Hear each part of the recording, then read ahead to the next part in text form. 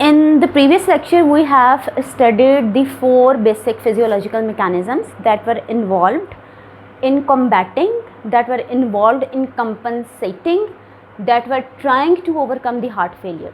So ये चार mechanisms के बाद now we are moving towards the drugs that are used in heart failure.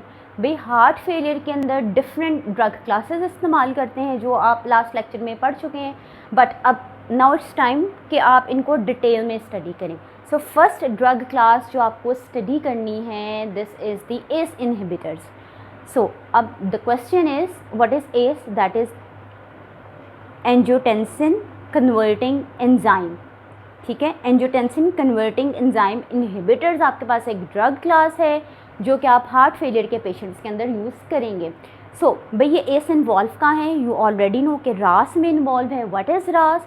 रास is renin angiotensin aldosterone system. We have studied this system in physiology, in anatomy, in pathology and even in pharmacology. So लेकिन फिर भी आज के lecture में इसका overview करेंगे before going to ACE inhibitors. So बच्चों क्या हुआ कि रास एक्टिव कब हुआ? भाई रास एक्टिव इसलिए हुआ, हार्ट रेट कम था, कार्डियक आउटपुट कम था, आपका पेशेंट हार्ट फेलियर की तरफ चला गया. So in heart failure at the initial stages क्या हुआ कि रास एक्टिव हुआ. रास ने अब काम क्या करना है? रेनिन एंजियोटेंसिन एल्डोस्टेरोन सिस्टम ने अब रिलीज़ करनी है renin, that is basically an enzyme. अब रेनिन रिलीज़ कहाँ से होगा? Renin will be release from the juxtaglomerular cells. अच्छा जी, आपके जुक्सटाग्लोमेरुलर सेल्स ने क्या किया? रेनिन को करना शुरू कर दिया रिलीज़. ठीक है, अब ये रेनिन रिलीज़ होगी फ्रॉम द जुक्सटाग्लोमेरुलर सेल्स. ये जुक्सटाग्लोमेरुलर सेल्स कहाँ पे हैं? These are in the renal afferent arterioles. Okay, और जुक्सटाग्लोमेरुलर सेल्स पे आपको रिसेप्टर्स कौन से मिलते हैं? There we have beta 1 receptors. Okay जी, अब जी रेनिन रिलीज़ होगी जुक्सटाग्लोमेरुलर सेल से. क्यों रिलीज़ होगी? भाई इसकी रिलीज़ के लिए दो आपके पास मोड्स हैं.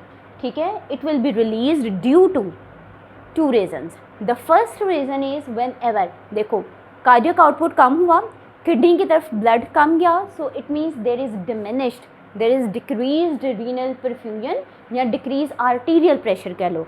आर्टीरियल प्रेशर डिक्रीज़ हुआ, तो इस डिक्रीज आर्टीरियल प्रेशर के नतीजे में क्या हुआ कि आपके जो जुक्सटाग्लोमेरुलर सेल्स थे they started releasing renin. Renin release कर दी. दूसरा काम क्या हुआ भाई? यू नो भाई जैसे ही हार्ट रेट कम हुआ, कार्डियक आउटपुट कम हुआ, आपका सिंपैथेटिक नर्वस सिस्टम एक्टिव हो गया. सिंपैथेटिक नर्वस सिस्टम की जो सप्लाई है, उसके जो नर्व्स हैं एड्रीनर्जिक नर्व्स हैं, that are in direct contact with the juxtaglomerular cells. अब सिंपैथेटिक नर्व्स ने क्या किया? सिंपैथेटिक नर्वस सिस्टम एक्टिव हुआ. सिंपैथेटिक नर्वस सिस्टम के नर्व्स का नाम है एड्रीनर्जिक नर्व्स या सिंपैथेटिक नर्व्स आप इसको कह लो.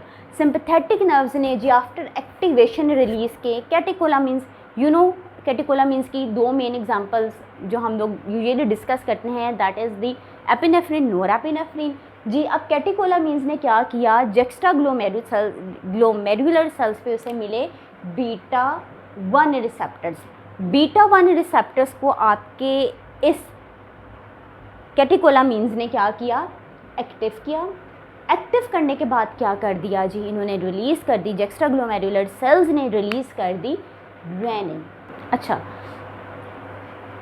There will be release of renin even in the absence of change of the renal vascular tone. Vascular tone नहीं भी आ रही तो यू नो कि you have the direct mechanisms जी, जिसकी वजह से क्या होगा कि रेनिन ने अल्टीमेटली रिलीज़ हो जाने सारे सिनेरियो में.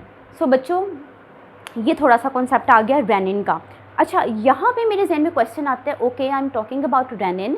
रेनिन ठीक है जुक्सटाग्लोमेरुलर सेल से रिलीज़ हो रही है. Juxtaglomerular cells have beta 1 receptors. तो क्या किडनी पे बीटा 2 रिसेप्टर्स नहीं है? सो मेक इट क्लियर कि जी आपकी किडनी पे you have both beta 1 beta 2 receptors. Beta 1 receptors are on the juxtaglomerular cells while beta 1 are also on the glomeruli. Glomeruli क्या है? You know these are the tiny blood vessels. ठीक है, अब जी beta 2 कहाँ है? Beta 2 receptors are on the medullary tubules. अब इनकी detail में नहीं जा रहे, जस्ट रिमेंबर जुक्सटाग्लोमेरुलर सेल्स जो आज के टॉपिक से रिलेटेड है फ़िलहाल. अच्छा, दिस इज़ द केस।